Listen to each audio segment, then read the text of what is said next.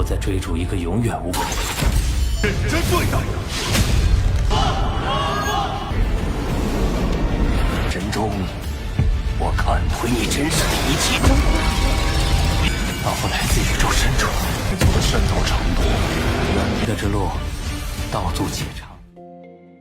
Halo semuanya, selamat datang di Ruang Sinema. Bagaimana kabar kalian semua? Semoga selalu sehat dan baik-baik saja. Sesuai jadwal, jadi pada hari ini kita akan kembali melanjutkan spoiler Penakluk Bintang berdasarkan cerita novelnya. Bagi Lien Luo, untuk dapat membuat teknik itu, jelas pemahamannya tentang 3 gambar pertama sudah mencapai tingkat puncak. Mendengar penjelasan Babata, Lo Feng pun mengangguk, menyadari betapa pentingnya dasar-dasar yang kuat dalam pertarungan, seperti yang telah dipelajari di jembatan Heavenly.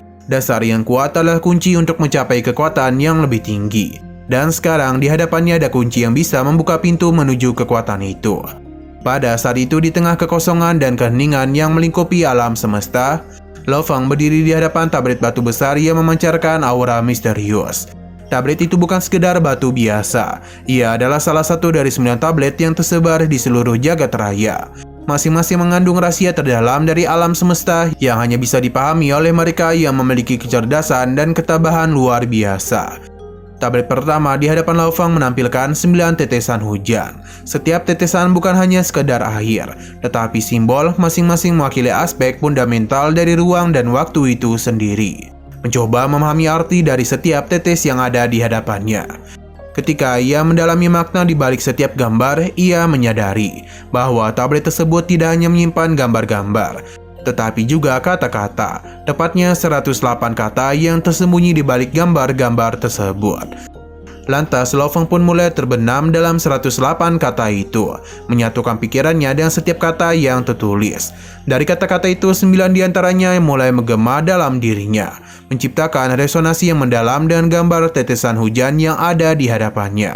Kata-kata itu seolah-olah hidup, menggambarkan bentuk-bentuk bilah yang kompleks dan penuh dengan misteri.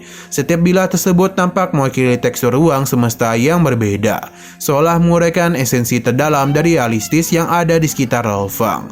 Ia merasa semakin mendalam saat mempelajari 9 kata itu, menyadari bahwa setiap bilah bukan hanya sekedar gambar atau simbol. Setiap bilah tersebut nampak mewakili tekstur ruang semesta yang berbeda, seolah menguraikan esensi terdalam dari realitas yang ada di sekitar Lo Feng.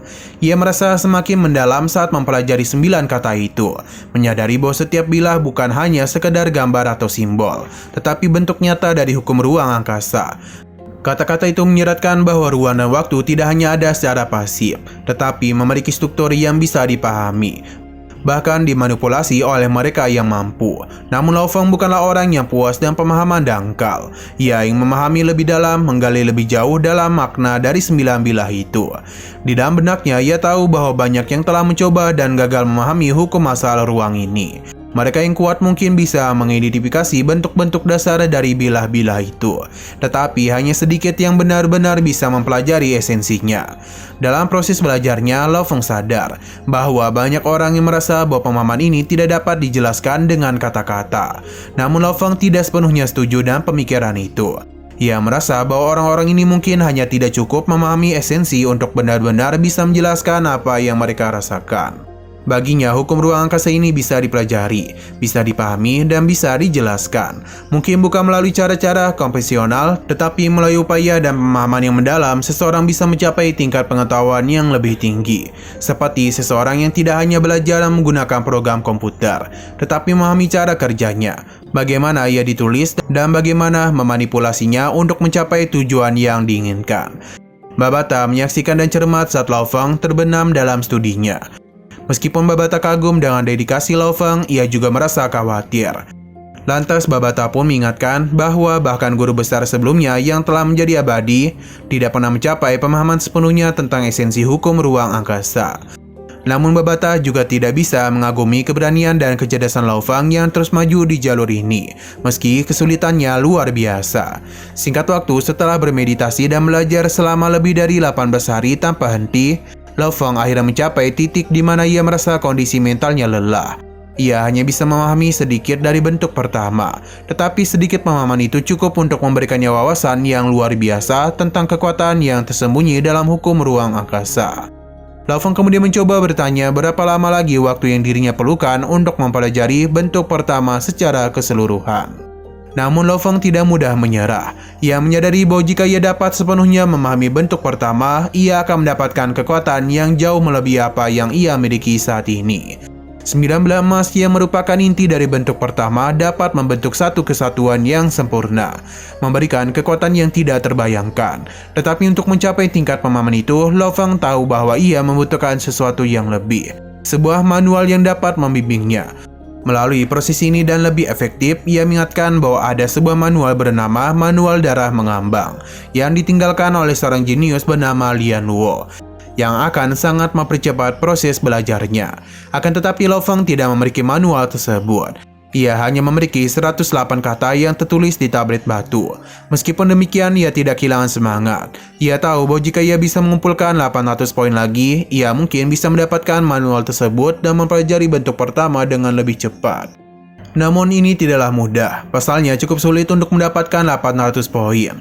Bahkan jika melewati jembatan surgawi 1, maka Lo Feng hanya mendapatkan 1000 poin saja. Pada saat yang sama, ia tahu bahwa ia belum cukup untuk melewati level 1 dengan jaminan yang cukup. Oleh karena itu, Lo Feng memutuskan untuk terus berlatih dan memperdalam pemahamannya tentang hukum ruang angkasa sebelum mencoba menentang jembatan surgawi. Setelah memutuskan untuk mengambil jeda dari latihannya, Lo Feng memutuskan untuk keluar dari kota dan mencari harta ketiga yang tersembunyi di luar sana. Sebelumnya, seseorang penerima berjubah hitam memberitahu bahwa ada 3 harta karun di kota Primal Chaos ini. 2 diantaranya telah ia temukan, hukum asal-usul alam semesta dan 52 tablet Primal Chaos. Namun harta ketiga masih menjadi misteri baginya. Di luar kota, Lo Feng melihat sebuah tablet batu besar yang menandai lokasi harta ketiga. Tablet itu menjelaskan bahwa harta ketiga adalah roh kekacauan primal. Ketika sebuah alam semesta berada dalam kondisi primalnya, makhluk-makhluk aneh yang disebut binatang kekacauan primal terbentuk. Binatang ini meskipun berbeda dalam bentuk dan kekuatan, semuanya mahir dalam hukum asal yang berbeda juga. Lo Feng membaca lebih lanjut dan menyadari bahwa membunuh binatang kekacauan primal akan menghasilkan roh kekacauan juga. Sebuah lampu hijau gelap yang tidak memiliki jiwa tetapi penuh dengan cahaya kehidupan. Menyerap roh ini ke dalam tubuh akan mengubah jiwa seseorang, menyatukannya lebih baik dengan ruang angkasa. Namun sebelum Lo Feng bisa merenungkan lebih jauh, sebuah suara akrab memanggilnya dari kejauhan. Suara itu ternyata berasal dari Shefek Rongjun, salah satu saingan kuatnya. Dan senyum di wajahnya, Rongjun turun dari udara dan mendarat di samping Lo Feng. Ia bertanya, apakah kamu bersiap-siap untuk keluar berburu binatang kekacauan primal? Jika kamu ingin berburu, maka kau harus berhati-hati. Karena sebelumnya kami sudah kehilangan beberapa anggota kelompok saat berburu. Lo Feng pun terkejut mendengar berita yang disampaikan oleh Rongjun. Lantas dengan suara penuh penekanan, Rongjun kembali mengatakan bahwa banyak dari rekan mereka yang berbakat telah hilang. Perkataannya itu seketika membuat memori Lo Feng kembali ke momen ketika mereka pertama kali tiba di alam semesta awal. Seorang kesatria yang mengenakan baju besi hijau berskala ungu telah memberikan mereka peringatan keras. Kesatria itu mengatakan kalau ia berharap melihat Lo Feng dan nyalinnya hidup dalam 30 tahun ke depan. Pada saat itu Lo Feng hanya mengira akan ada beberapa bahaya dalam kota kekacauan primal. Namun ia tidak pernah menganggapnya serius. Kota kekacauan primal dalam pandangan Lo Feng adalah tanah suci bagi para pejuang. Ini adalah tempat di mana mereka bisa belajar dan melatih tanpa rasa takut akan bahaya yang serius. Kota itu melarang keras tindakan pembunuhan antara manusia. Siapapun yang mencoba membunuh akan dihukum dengan keras, bahkan jika hanya mencoba tanpa hasil. Tidak ada yang merasa terancam di sana. Dengan energi kuno yang berputar dan para pejuang melatih di balkon yang menghadap ke lansip luar. Namun kenyataan yang dihadapan Lo Feng lebih mengerikan daripada yang pernah dia bayangkan. Lalu Rongjun kembali memberitahu bahwasanya binatang bos di kota ini bukanlah main-main. Walaupun banyak daripada jenius sudah memiliki kekayaan dan senjata hebat, tapi itu tidak menjamin keselamatan mereka. Bahkan yang paling kuat dari mereka bisa kalah jika tidak berhati-hati. Perlu diketahui bahwasanya kota kekacauan primal sebenarnya adalah tempat yang sangat berbahaya. Meskipun tampaknya aman, kota itu diciptakan untuk melatih generasi pejuang baru. Binatang-binatang kekacauan primitif, makhluk yang memiliki kekuatan mengerikan, dibagi menjadi 3 wilayah oleh para pejuang kuat di kota ini. Wilayah pertama adalah yang paling dekat dengan kota, di mana binatang bos tingkat alam semesta berkeliaran. Wilayah ini disebut sebagai wilayah internal. Wilayah kedua yang berjarak antara 2.000 hingga 10.000 km dari kota adalah wilayah tengah di mana binatang buas tingkat penguasa domain berada. Wilayah ketiga yang terjauh adalah tempat binatang buas tingkat penguasa sektor berkeliaran. Bahkan hanya prajurit tingkat penguasa domain saja yang diperbolehkan berburu di wilayah tengah, dan mereka dilarang keras memasuki wilayah internal. Penguasa sektor hanya diperbolehkan berburu di wilayah terluar.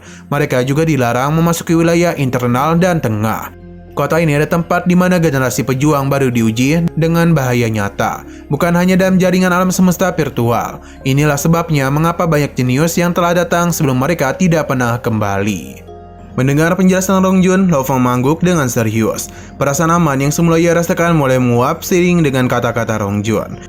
Lo Fong menyadari bahwa ini bukanlah permainan. Ini adalah kenyataan yang brutal di mana satu kesalahan bisa berarti kematian. Setelah berbicara dengan Rongjun, Lo Fong kembali fokus pada tablet batu di hadapannya. Tablet itu mengandung pengetahuan penting tentang jiwa dan hukum asal mula alam semesta. Semakin banyak jiwa yang berbaur dengan alam semesta, maka semakin jelas dan mudah untuk memahami hukum-hukum itu. Ketika seorang penguasa sektor menjadi abadi, jiwanya mengalami perubahan besar. Namun untuk mencapai itu, jiwanya harus menyerap roh-roh binatang yang ada di kekacauan primal. Roh-roh itu memiliki kekuatan luar biasa, tetapi mereka hanya berguna bagi mereka yang berada di bawah tingkat makhluk abadi. Begitu seorang pejuang mencapai tingkat makhluk abadi, maka roh kekacauan tidak lagi efektif.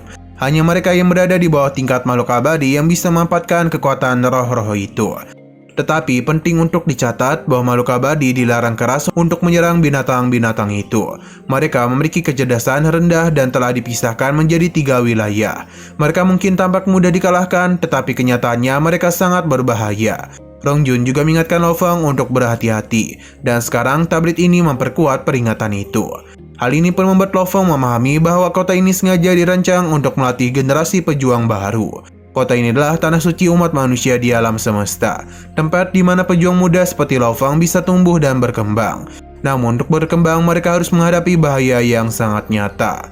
Dan tekad yang baru, Lo Fong memutuskan untuk mencoba peruntungannya dan berburu binatang kekacauan primal, mengenakan baju besi merah gelap yang menutupi seluruh tubuhnya.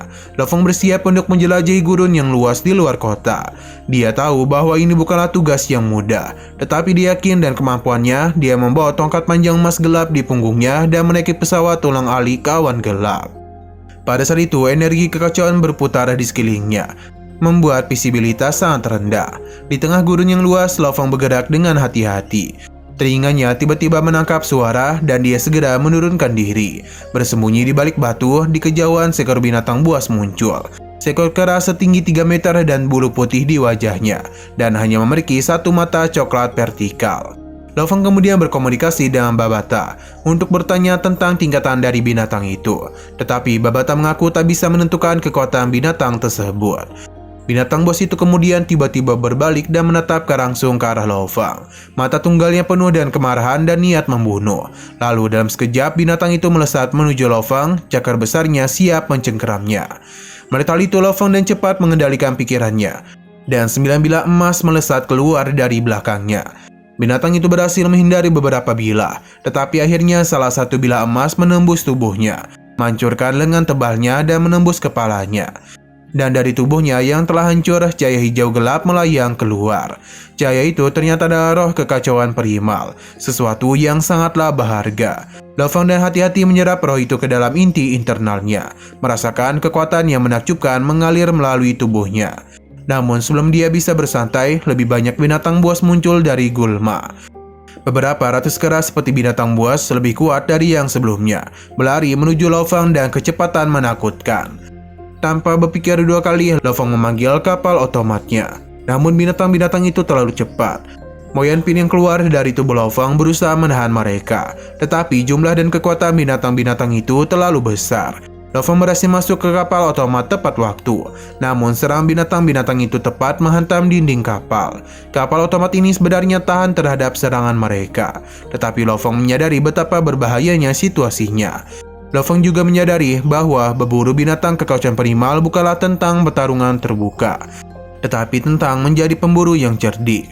Dia harus menghabisi dengan cepat, menyerap roh kekacauan, dan segera meninggalkan tempat kejadian sebelum binatang-binatang lainnya bisa bereaksi. Kapal otomat piramida putih peraknya muncul di udara di atas kota kekacauan primal, dan Lo Feng turun dan selamat kembali ke kota. Di kota ini di mana kekayaan dan kekuatan adalah hal yang biasa, tidak ada yang memperhatikan kedatangan Lo Feng. Bisa dikatakan kalau di bintang Gunung Naga Hitam, kapal otomat itu langka dan sangat berharga. Namun bagi mereka yang berada di kota kekacauan utama, tanah suci perhatian bagi seluruh umat manusia di alam semesta, kebanyakan dari mereka memiliki kekayaan di luar dari Huyanbo. Dengan kata lain, kapal otomat sudah menjadi terlalu umum untuk digunakan di kota itu. Nah, sayang sekali, spoiler pada hari ini pun harus bersambung dulu. Oke, sekian dulu pada video kali ini. Untuk video selanjutnya akan segera hadir. Jadi bagi kalian yang ingin mengikuti series ini, langsung saja klik subscribe dan aktifkan loncengnya. Terima kasih yang sudah menonton video sampai habis. Jika kalian suka pada video ini, klik like dan share ke teman-teman kalian tentang channel ini. Dan ditunggu aja kelanjutannya. Oke, sampai jumpa di video selanjutnya.